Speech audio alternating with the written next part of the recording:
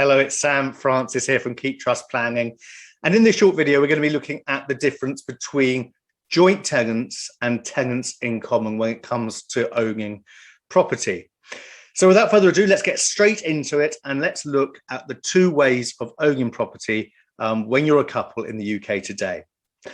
So the first way of owning property is as a joint tenant. And this is what it means, essentially. It means that each partner owns the property as a whole. They've bought it together. They own the property as a whole. If one partner passes away, the other partner continues to own that property as a whole. There's no change of distribution of the equity on death, which is really, really important when we're looking at planning in our wills. This is the most common, incidentally, way of owning property if you're a married couple or a couple indeed who have bought property together. And it is kind of the default position that most solicitors go to when putting you onto the land registry as owners. So what's tenants in common? Well, with tenants in common, we have to do something called a severance of tenancy to convert the joint tenancy into a tenants in common arrangement. And what that actually means now is that each partner then going forward owns their own share of the property. Now, this is normally, not always, but this is normally 50% of the value of the property. So in this case, we have Mr. and Mrs. Jones. Mrs. here has 50% share in the property, and Mr. Jones here has the other 50% share in the property. And what does that mean? Well, what it means is that when one of them passes away, and in this case, we're going to go for Mr. Jones here.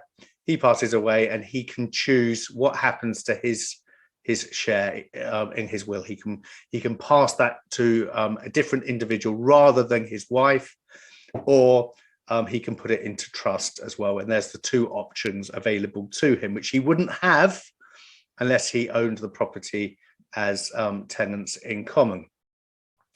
So how do we know whether you're tenants in common or not? Well, the first thing to say is that it's included in the title register for the property.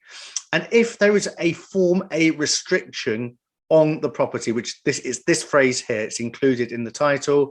It says Form A restriction, no disposition by a sole proprietor of the registered estate, except a trust corporation under which capital money arises is to be registered unless authorized by an order of the court. So that is the code, if you like, because it doesn't spell it out, does it, whether it's tenants in common or joint tenants. But this is the code that we look out for when we look at a title register to see whether that property is owned as tenants in common or joint tenants. So if this restriction is there, then we know that it's tenants in common. And if this restriction is not in there, then we know that it's joint tenants going forward.